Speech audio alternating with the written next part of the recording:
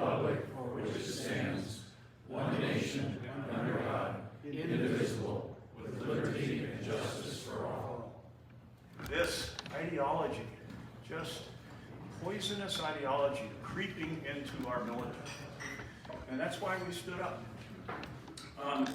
Believe it or not, I spoke with Senator Cotton's and Representative Crenshaw's staff today. Between those two folks and the database that Patty's been keeping for us, we are now pushing 600 examples of divisiveness that has been caused in the military through this ideological creep, this insertion of politics into what was an apolitical force in our country. So Ron, if you give me the first slide there. 600 examples. I'm only going to show you two. But this first one, I got to admit, I take great umbrage in this because I spent 3 years of my life as the chief planner and then deputy for U.S. Southern Command. AJ could come up here and tell you about this book. This was the book, one book, one USAF program, written by a leftist activist that was issued to AJ and all of his classmates on their very first day. I just want you to appreciate the insidiousness of the indoctrination. So here we have former President of the United States, looking very presidential, is talking about we the people remain faithful to our ideals. Next slide. Same page of the book, same page of the book. Look at this, 2018. I guess we know who the president was then. Old outrages have begun to suffer with brutal, italicized, and bolded results. Now, if you think that's an Obama-Trump comparison, you're wrong. The idea is it's political. This is a political injection into the minds of, AJ, what are you, 17, 18, maybe 19 years old? You know, a young person, young person. So insidious. Next slide. It gets worse. A few pages down in the book. Okay, and we're not just talking the southern border now. We're talking a Trump ban on immigration for Muslims. I bet most of us in here fell for that, because if you Google it, that's what it's called, the Trump Muslim ban. But you know how many countries were a part of that ban? Islam is not the major religion? 7. Venezuela, 98% Catholic. North Korea, no religion at all. Myanmar, Buddhism. But that's the way the press sold it. That's the way it's being sold to our cadets. Next slide. Sorry, can't process your request. You can't commit to the United States. Next slide. Over here, open the border. No ban, no wall. That's why I say this is one I take umbrage with. I spent 3 years of my life trying to keep the poisonous drugs from crossing that border, which back in 2001 were killing 30,000 Americans. Now it's like 93 or 4,000 Americans. And we reasoned on 9/11, we had 24 hours to write a plan. How do we make the world safer against the global war on terrorism? Secure the southern border was one of our 3 recommendations. Still hasn't been done. Just heard a stat last night. 67% of Americans do not approve of what's happening in our southern border. Think of all the money that we spend on customs and immigration at airports, and passports, and we just allow people to walk in. That's indoctrination, folks. Look at this. Open the border. No ban, no wall. Unfortunately, not just happening at USAF. And targeting over their decision throughout the spring and the summer of 2021. Now, this was even official policy that their official policy that was getting the shot was optional. Unvaccinated cadets were described as, quote, dirty and diseased. Officers told other cadets not to interact with them. They were repeatedly hit with punitive restriction measures and seen as, quote, the other. Tonight, we're learning even more. For example, one former cadet who will join us in a moment was allegedly removed from the club rowing team over her vaccine status. And in an August email obtained by this program, the rowing coach, Dr. Eugenia Kisling, wrote this cadet, quote, "Whatever your reasons for not being vaccinated, my ethics prohibit me from coaching unvaccinated cadets because I promised my husband that I would not do so." We're also told the cadet was even discouraged from hugging her teammates on her last day with the team, with teammates told to stay away from her. This is now apparently all culminated on September the 27th after the vaccine mandate went into effect. Then unvaccinated cadets were instructed in a meeting to either get vaccinated, file for an exemption, or separate from the academy. According to multiple cadets in the room, they were denied access to legal counsel despite previous assurances. Is all of this being driven by science? Is there a larger political agenda at play? We did reach out to West Point for comment.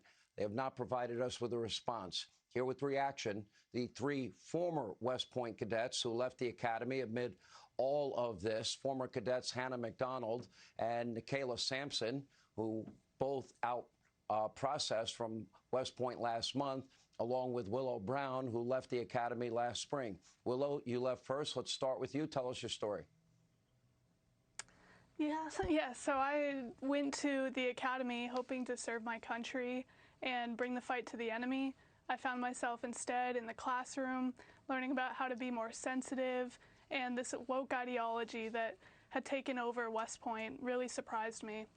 So as this vaccine came out, I hesitated and no questions were answered. I figured I was not learning how to better serve my country.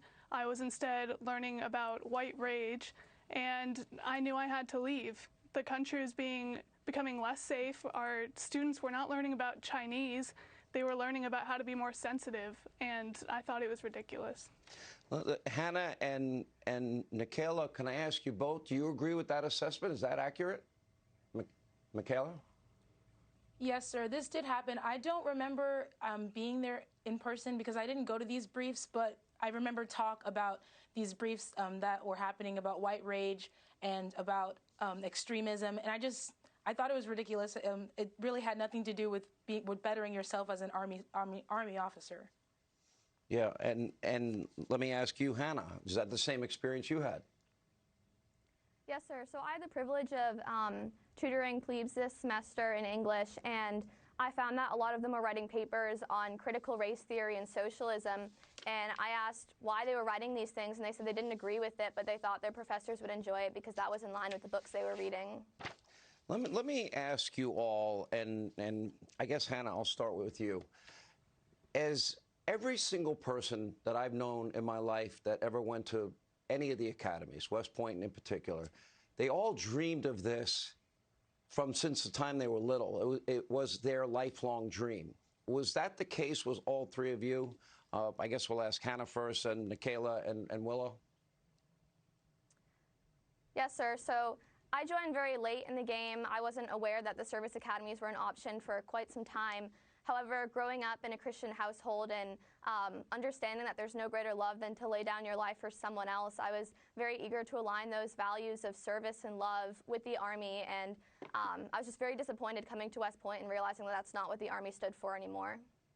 Nikayla, I mean, everybody I know that's ever become a cop or a nurse or a doctor or a teacher, in most cases, these are callings, something they felt compelled to do, they were born to do. Was that how you felt? Yes, sir. I truly did feel like it was my calling to be an officer, mostly because my father himself was an Army officer. I felt obligated to follow in his footsteps. But when I got there, it didn't turn out like I thought it would or like I planned. I really thought my life was going to be wrapped around West Point for at least the next 4 years and until I graduated, but that's not what happened. Willow? Yes, sir. I have a similar experience to Hannah, where I found out about the service academies later into my high school experience, and I was between the Naval Academy and West Point, but ultimately I chose West Point because that's where I felt called to serve in my country's Army for years afterwards. But as Nikayla said, it was just not what I expected. Let me start with you, Willow, and then Nikayla, and then Hannah. I'll ask you all the same question. Now, your life, your trajectory has changed dramatically. I'm sure that it's pretty traumatic for all of you. You really, it seems like you had made up your decision. As I've been pointing out, many people in the military, nurses, doctors, EMTs, police, firemen, it's not a matter of vax or don't vax. They've made up their minds. Would it have been an option for all three of you to get tested? Would you have gone along? Would you have stayed in the academy? Below. For me, I would have to say no. Just from my experience in the classroom throughout my time at West Point, I just realized that they were not teaching the same values that I had believed them to. So I left before the official vaccine mandate just because I saw the political indoctrination that was going on, and I knew it wasn't the academy I thought it would be, that I wanted to give the next 10 years of my life to the Army. Michaela? No, sir, I don't think I would have stayed. Same like as Willow said, I don't think I would have been able to stay in a place where I saw something actively changing and I wasn't agreeing with the things that they were teaching anymore. I wasn't agreeing with the things that the Army stood for. They said they stood for the citizen soldier, and I was no longer being treated as a citizen and more like just a soldier.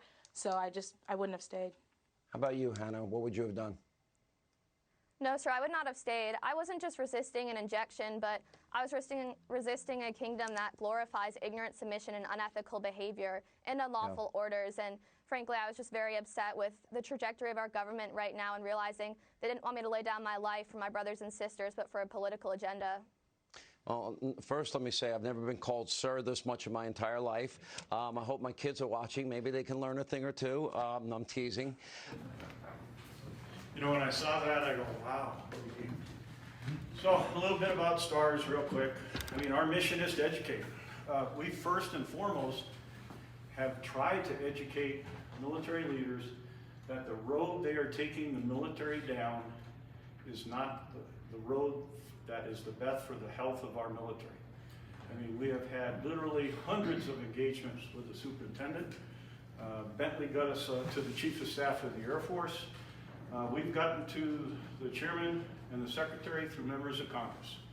So our motto is engage, engage, engage. Wherever we can tell the story, look, don't let this ideology take us over.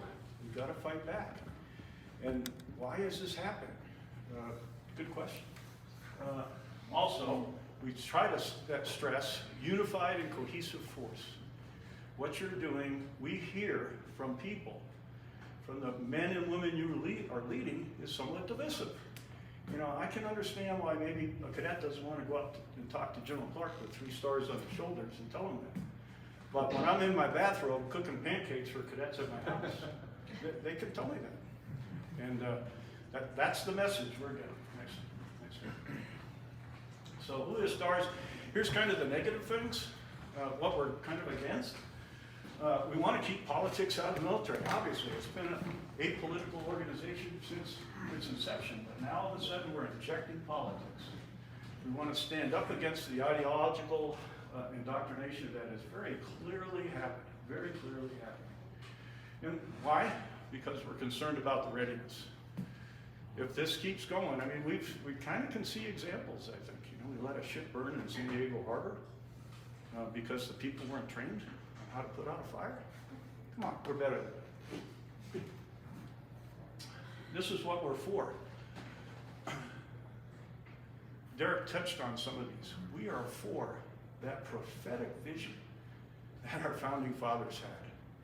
I mean, such wisdom that they encased in 2 beautiful documents. Our Declaration of Independence. All men are created equal. Yeah, it took us a while to get there, but all men are created equal, endowed by their Creator with inalienable rights. And then, of course, the Constitution. We the people. We are the government. We the people. Such wisdom, never in the history of mankind. Bottom line, come on, guys and ladies, we want unity, not division in our military. Clausewitz taught those of us who have been through any type of military training that the moral factor is 3 times as important as the physical, planes, tanks, bullets, 3 times. And this ideology is just sticking a knife right into that heartbeat of the most important thing for our United States military. So we're going to conclude here in just a second, and I'm going to ask everybody that has been a vet to stand and retake the oath. Now, we weren't sure how many enlisted people were going to be here, so we just put up one oath. Enlisted people don't have to report to officers or the president anymore, so their oath is to we're just going to take an oath to the Constitution. Two things I'd like you to keep in mind as we do that.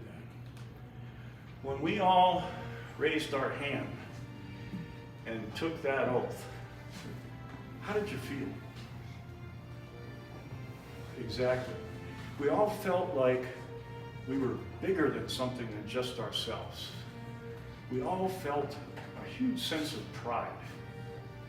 But I don't know about you, and number two, the thing that I never dwelt on. I mean, I took that oath 10 times. I administered it probably, I'm guessing 100, over 34 years at administering at promotions for other people. And when I raised my hand and I came to that part that said, swear to support and defend the Constitution of the United States against all enemies, foreign and domestic, I never once thought of that domestic enemy. Now, I didn't want to play a Rick Perry where I said 3 things, so I wrote them down. I looked up enemy today. Merriam-Webster. Number 1, injure. If you don't think this ideology is injuring cohesiveness, well, I can show you 600 examples. Overthrow. Now, do I think the military leaders want to overthrow the government? No. But do I think the people and the people with the money might want to change our government that are supporting overall this push? Yeah, I could probably see that. The last one, confound. Now, the nice thing about living down the street from Dr. Scott is he increases my vocabulary all the time. A couple of months ago, he said, you know, this is just a Sopian language. So I had to look it up. What's a Sopian language? You know, it's something that people say, but it really means something else. So take, for example, diversity. When all of us served, I bet diversity was a great word. I mean, I know it was, yeah, you know, but when we were recruiting for our board, you know, like some diversity. But you look at what's happening in the military today. So, for example, AJ's not one of them, but a number of cadets in AJ's class have told me I felt like I was being just brainwashed all summer because all we heard about was diversity and equity and inclusion. Diversity, equity, inclusion. Now stop and think for a second. The admissions office, hopefully, has cast its net as wide as it can go to bring in a class of diversity. Racial, religious, ethnic backgrounds. Now the class is there. It's matriculated. The class of 2025 is the class of 2025. You've got what you've got. So why are we putting all this emphasis on diversity? It makes people who are not, I guess, diverse, feel like, well, maybe, why should I try so hard? It's just somewhat demeaning. And I heard from a black gentleman this past week. In fact, I'm going to be on Huckabee with him tomorrow. Ron and I had dinner with him last Monday night. And he says, it's demeaning to us blacks as well. Because all this, it makes me feel like, well, I need this extra push. You know, why aren't we putting our emphasis on just being all you can be, or excellence in all we can do, or one team, one fight? But no, it's diversity, equity, inclusion. Why for the life of me? I hope. But I would ask you to all stand, all the vets stand, if you would. Raise your right hand, and we're going to ask you just to reaffirm your oath. I, and state your name, do solemnly swear that I will support and defend the Constitution of the United States against all enemies, foreign and domestic, that I will bear true faith and allegiance to the same, that I take this obligation freely without any mental reservation or purpose of evasion, and I will well and faithfully discharge the duties of the office on which I'm about to enter. So help me God. Thank you for doing that, and if you would, come to our website, and you can do it again, and you will be added to our honor roll of people who care enough about our country that are willing to reaffirm their oath and stand against this enemy that's invading.